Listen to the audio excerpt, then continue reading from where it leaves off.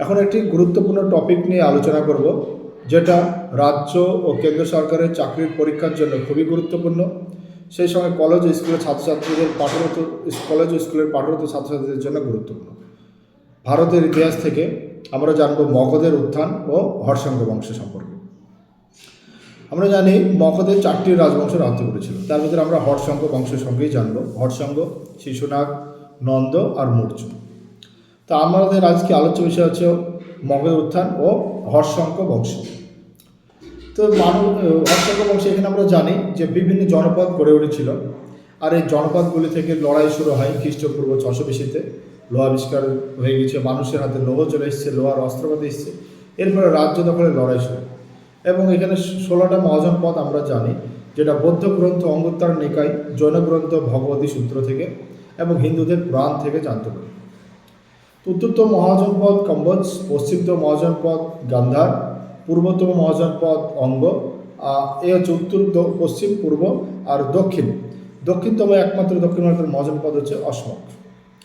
তো এছাড়া আরও মহাজনপদ যেগুলো আছে, যেমন অঙ্গ যেটা পূর্ব বিহার, মগধ দক্ষিণ বিহারে, কাশী বর্তমান বারাণসী, কৈশল বর্তমান অযোধ্যা, ব্রিজি উত্তর বিহার, মল্ল গোরক্ষপুর, চেদি বর্তমান বুন্দেলখণ্ড, বৎস এলাহাবাদ, কুরু বর্তমান দিল্লি, পাঞ্চাল বর্তমান রায়বরেলি অঞ্চল, উত্তরপ্রদেশের মৎস্য জয়পুর, সুরসেন মথুরা, অসমক দক্ষিণ ভারতের গোদর উপত্যকা, অবন্তী মালব, গান্ধার পেশোয়া, কম্বোজ পশ্চিম কাশ্মীর। এর মধ্যে একমাত্র প্রজাতান্ত্রিক ছিল ব্রিজি ও মল্ল ছিল প্রজাতান্ত্রিক। এরা সভা সমিতির পরামর্শ অনুযায়ী রাজ্য শাসন করত। আর গান্ধার বর্তমান ভারত পাকিস্তানের বাইরে আফগানিস্তানে অবস্থিত। দক্ষিণ ভারতের একমাত্র মহাজনপদ অসমক। এই 16টা মহাজনপদের মধ্যে ক্রমত লড়াই শুরু হয় এবং শেষ পর্যন্ত আমরা জানি মগধ শক্তিশালী ওঠে। 4টে হয়, 4টে থেকে মগধ। তো মগধ কেন? মগধ ভৌগোলিক দিক দিয়ে খুব ভালো জায়গা ছিল। ভৌগোলিক দিক দিয়ে পাহাড়, চারিদিকে পাহাড় দিয়ে ঘেরা ছিল, যা শত্রুরা সহজেই আক্রমণ করতে পারত না। এছাড়া মগধের রাজধানী পাটলিপুত্র খুব উপযোগী ছিল, যাকে বলা জলদুর্গ, মানে গঙ্গা সোর নদী সংযোগস্থলে ছিল আর পাটলিপুত্র। এবং মগধে প্রচুর পরিমাণে লৌহ খনি ছিল, যেটা পণ্ডিত চাণক্য বলেছেন লৌহ খনির গর্বিত ক্ষমতার উৎস। মগধ জ্ঞান বিজ্ঞান প্রযুক্তি অনেক উন্নতি ছিল।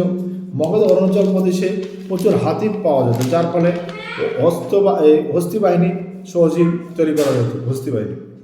এবং মগধে বহু শক্তিশালী কয়েকজন রাজা রাজত্ব করেছিল, যেমন বিম্বিসার, অজাশত্র, মহাপদ্মানন্দ, ধর্মানন্দ, চন্দ্রগুপ্ত মৌর্য, অশোক। শুধু রাজা না, তাদের পিছনে ছিল বিখ্যাত মন্ত্রী, যেমন অজাশত্র মন্ত্রীর বাসাকাকা, ধর্মানন্দের মন্ত্রী বিশাখ দত্ত, চন্দ্রগুপ্ত মৌর্যের মন্ত্রী কৌটিল্য, অশোকের রাধাগুপ্ত। এসব মন্ত্রীদের সুপরামর্শে মগধ শক্তিশালী রাজবংশ। প্রথমত 4টি হয় মগধের 4টে রাজবংশ রাজত্ব করে: হর্ষঙ্গ, শিশুনাগ, নন্দ আর মৌর্য। তো আমরা হর্ষঙ্গ বংশ জানবো। হর্ষঙ্গ বংশ জানার আগে আমাদের জানতে হবে হর্ষঙ্গ বংশের একটা ছোট্ট অঞ্চলে সেখানে একজন রাজা ছিল, যার নাম হচ্ছে ভট্টি। তার একমাত্র পুত্র ছিল বিম্বিসার একমাত্র পুত্র। এই বিম্বিসার কি ছিল? বিম্বিসার ছিল ব্রিজির সেনাপতি। তো বাবা ভট্টিও, বিম্বিসারের পিতার নাম ভট্টিও। তো ভট্টির সাথে যুদ্ধ শুরু হয় অঙ্গরাজ্যের রাজা ছিল ব্রহ্মদত্ত। এই ব্রহ্মদত্ত কি হয়, বিম্বিসারের পিতা ভট্টিওকে যুদ্ধে পরাস্ত করে এবং নিহত করে বিম্বিসারের পিতা ভট্টিওকে। আর বিম্বিসারের পর হর্ষঙ্গ বংশের সিংহাসনে বসেন 545 খ্রিস্টপূর্বাব্দে। তার রাজত্বকাল 545 থেকে 493 খ্রিস্টপূর্বাব্দে। এই হচ্ছে বিম্বিসারের রাজত্বকাল। তিনি বিম্বিসার সিংহাসনে বসেন।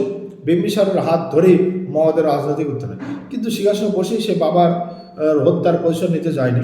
প্রথম নিজেকে শক্তিশালী করেছে, তাই প্রচুর সেনাবাহিনী রিক্রুটমেন্ট করেছে। প্রথমত সেনাবাহিনী, বিম্বিসার আগের রাজাদের কোনো স্থায়ী সেনাবাহিনী ছিল না, তাই বিম্বিসার প্রথম একটা স্থায়ী সেনাবাহিনী তৈরি করে, যাতে পার্শ্ববর্তী রাজারা আক্রমণ করতে ভয় পায়। এবং স্থায়ী সেনাবাহিনী তৈরি করার জন্য এই যে প্রথম স্থায়ী সেনাবাহিনী তৈরি করে, তাই বিম্বিসারের উপাধি ছিল সৈনিক। বিম্বিসার উপাধি ছিল তাহলে সৈনিক। তো সৈনিক কথার অর্থ person who have a permanent army, যা আগে কোনো রাজা ছিল না, বিম্বিসারই প্রথম। এবং বিম্বিসার সেখানে বসে ভাবলো যে শুধু সেনাবাহিনী তৈরি করলে হবে না, তাই পার্শ্ববর্তী রাজকন্যাদের বিয়ে করতে থাকে। 4টি বিবাহ করেন তিনি। প্রথম কৈশল রাজ্যের রাজকন্যা কৈশলা দেবী, কৈশল্যা দেবীকে, লিচ্ছব রাজকন্যা চেল্লনাকে, মল্ল রাজকন্যা খেমা, বিধবা রাজকন্যা বাসবীকে বিবাহ করেন। বিবাহ সূত্রে এই 4টি রাজ্যই তার সাথে বন্ধুত্ব হয়ে যায় এবং তার আত্মীয় হয়ে যায়, যার ফলে সে শক্তিশালী হয়ে ওঠে। এবং কৈশল্যা দেবীকে বিয়ে করার ফলে কাশীগ্রাম যৌতুক হিসাবে পেয়েছিলেন, যেখান থেকে বছরে 1,00,000 স্বর্ণমুদ্রা আয় হতো বিম্বিসার। এরপর বিম্বিসার অঙ্গরাজ্য আক্রমণ করেন এবং অঙ্গরাজ্য দখল করে নেন। অঙ্গরাজ্য দখল করে নেওয়ার পর অঙ্গরাজ্যের রাজা ব্রহ্মদত্তকে হত্যা করে ফেলেন। বাবার হত্যার প্রতিশোধ নেন বিম্বিসার। এবং বিম্বিসার তার সবথেকে সমর্থবান পুত্র অজাতশত্রুকে অঙ্গের গভর্নর বানিয়ে দেন। আর অঙ্গের রাজ্যের রাজধানী ছিল চম্পা। অঙ্গরাজ্যের রাজধানী কি ছিল? চম্পা, বিম্বিসার। এছাড়া বিম্বিসার কাজের সুবিধার জন্য তিনটি দপ্তর শুরু করেন। 3টে দপ্তর: বিচার বিভাগ, শাসন বিভাগ আর সমর বিভাগ। বিম্বিসার বৌদ্ধ বিচার বিভাগ বলতে বৌরিক, শাসন বিভাগ সর্বার্থক, সমর বিভাগ সেনানায়ক। বিম্বিসার বৌদ্ধ সংঘদের করন্ত বেনুবন নামে একটা উদ্যান দান করেন। বিম্বিসার করন্ত বেনুবন দান করেন। দান করেন। বিম্বিসার রাজগীর নগর প্রতিষ্ঠা করেন। বিম্বিসার রাজগীর নগর প্রতিষ্ঠা করেন, কারণ বিম্বিসার রাজগীর গিরিব্রজ থেকে রাজগিরি স্থানান্তরিত করেন। প্রথম গিরিব্রজ, তারপর রাজগিরি স্থানান্তরিত করেন বিম্বিসার। তাহলে বিম্বিসার রাজগীর নগর প্রতিষ্ঠা করেন বিম্বিসার। তো বিম্বিসার উপাধিও আমরা জানলাম। এরপর বিম্বিসারের বয়স হলে সিংহাসনে কে বসবে এ নিয়ে সমস্যা। বিম্বিসার বৃদ্ধ হয়ে গেলে কৈশল্যা দেবী বলে তার সন্তানকে সিংহাসনে বসানোর কথা। অন্যদের লিচ্ছবি চেল্লানার গর্ভবতী সন্তান অজাতশত্রুর সিংহাসনে বসানোর কথা। কিন্তু বিম্বিসার কৈশল্যা দেবীর সন্তানকে, যুবরাজকে সিংহাসনে বসালে চেল্লানার গর্ভজাত অজাতশত্রু মন্ত্রী বাসাকাকার সাহায্য নিয়ে এবং মামাদের সেনাবাহিনীর সাহায্য নিয়ে আক্রমণ করে এবং সিংহাসন দখল করে যুবরাজকে হত্যা করে ফেলেন এবং বাবা বিম্বিসারকে বন্দি করেন। উদ্দেশ্য ছিল বাবাকে তো হত্যা করা যায় না, তাই না খেয়ে হত্যা করে। বিম্বিসার যাতে উপসে মারা যায়, তাই বিম্বিসারকে বন্দি করার পর ঘোষণা করা হয় যে প্রতিদিন 1 গ্লাস জল খেতে দেওয়া হবে, আর কিছুই না। আর বিম্বিসারের স্ত্রী কৈশল্যা দেবীকে দিনে 1 বার দেখা করতে দেওয়া হবে।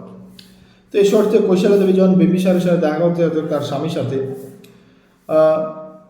তখন কি সে সারা শরীরে খাবার মেখে যেত, যাতে বিম্বিসার সেই খাবার খেয়ে বেঁচে থাকতে পারে। তো অচন্দ্রভাবে বাবা এতদিন হয়ে গেল তো মারা আছে না কেন? তারপর একদিন জানতে পারে এবং কৈশল্যা দেবীকে ভরা রাজপ্রাসাদের সামনে তার গায়ের চাদর সরিয়ে নিয়ে দেখা হয় কেন সে মারা আছে না। কৈশল্যা দেবী তো এরপর মানসিক দিক দিয়ে ভেঙে পড়ে এবং কৈশল্যা দেবী মারা যান। আর এদিকে বিম্বিসারও কিছুদিন পর মারা যান। এর ফলে কৈশল্যা দেবীর ভাই প্রসেনজিৎ রাগান্বিত হয় এবং কাশী গ্রাম পুনরায় দখল করে নেন আর বিম্বিসারের বিরুদ্ধে যুদ্ধ ঘোষণা করেন।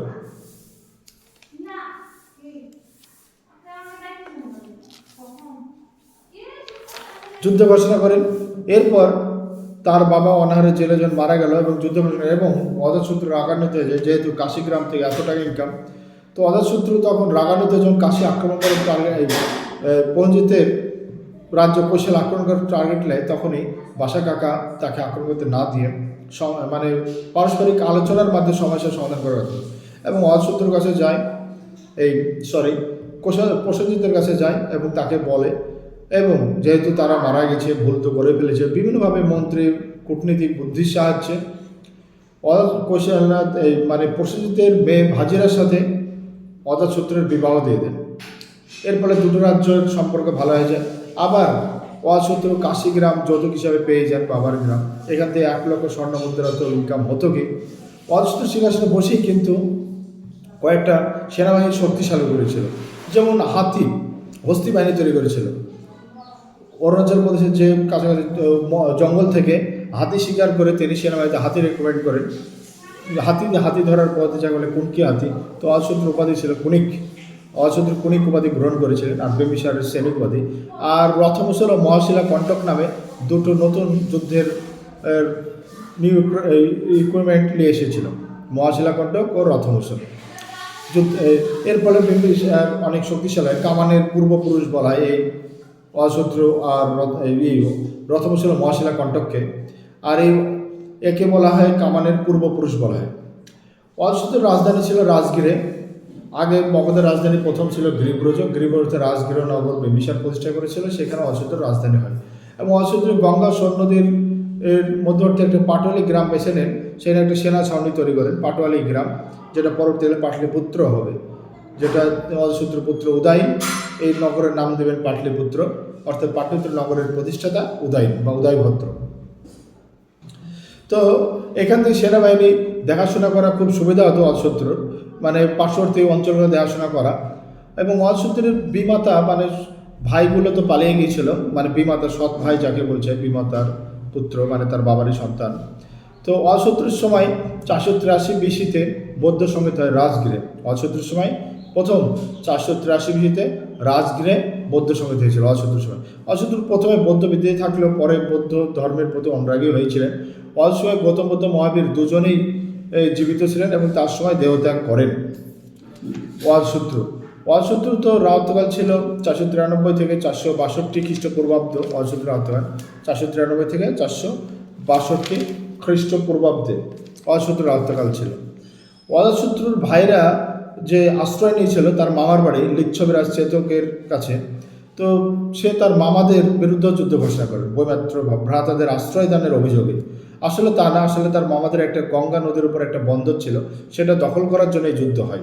মগধকে শক্তিশালী অজসূত্র নিজের বাবাকে হত্যা করেছে, আবার যে মামাদের সাথে সিংহাসন লাভ করে তাদের সঙ্গেও যুদ্ধ করে।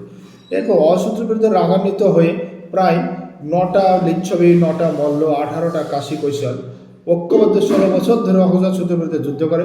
শেষ পর্যন্ত সবাই পরাজিত হয় এবং অজসূত্রই জয়লাভ করে, মগধ জয় হয় এবং গণরাজ্যগুলির পতন ঘটে। অজসূত্র অবন্তীর রাজার ক্ষমতা খর্ব করে। অজসূত্র কৈশলরাজ প্রসেনজিৎকে হারিয়ে, কৈশলরাজ মানে তার শ্বশুরবাড়ি, সেটা কৈশলরাজ প্রসেনজিৎকে হারিয়ে কৈশল রাজ্য দখল করে নেয় অজসূত্র। এবং অজসূত্রর পর সিংহাসনে বসে উদয়ভদ্র তার বাবা অজসূত্রকে হত্যা করে ফেলেন কারণ অবন্তীর রাজা পালাক্কার মদতে। তাহলে অবন্তীর রাজা পালাক্কা এর মদতে বাবা বিম্বিসারকে হত্যা করে ফেলেন উদয়ভদ্র 462 BC থেকে এবং 446 BC পর্যন্ত রাজত্ব করেছিলেন। রাজ্য বিস্তারে বাবার মতো সমান নীতি পালন করেছিল, কিন্তু খুব একটা বেশি দূর যেতে পারেননি উদয়ভদ্র। তিনি মগধের রাজধানীটা রাজগৃহতে পাটলিপুত্র স্থাপন করেন এবং পাটলিপুত্র নগরটাই প্রতিষ্ঠা করেন উদয়ভদ্র। এরপর উদয়ভদ্রের পর মগধের সিংহাসনে একে একে অনেকে বসেছে। উদয়ভদ্রের পর সিংহাসনে বসেছে যেমন উদয়ভদ্রের পর অনিরুদ্ধ, মুন্ড এবং শেষ হচ্ছে নাগদশক। শেষ হচ্ছে কে? নাগদশক হচ্ছে শেষ, মানে মগধের সিংহাসনের শেষ রাজা যে, সে হচ্ছে নাগদশক। এই হর্ষঙ্গ বংশের শেষ রাজা নাগদশক সিংহাসনে বসছিলেন। নাগদশককে হত্যা করে ফেলেন তার মন্ত্রী শিশুনাগ। দ্বিতীয় নাগ বংশ প্রতিষ্ঠা হয়েছে শিশুনাগ, আমরা এটা অলরেডি ভিডিওটা দেওয়া আছে। তো এই হচ্ছে উদয়ভদ্র সম্পর্কে। উদয়ভদ্র খুব একটা করতে পারেনি এবং শেষ নাগদশক, এখানেই হর্ষঙ্গ বংশটা শেষ।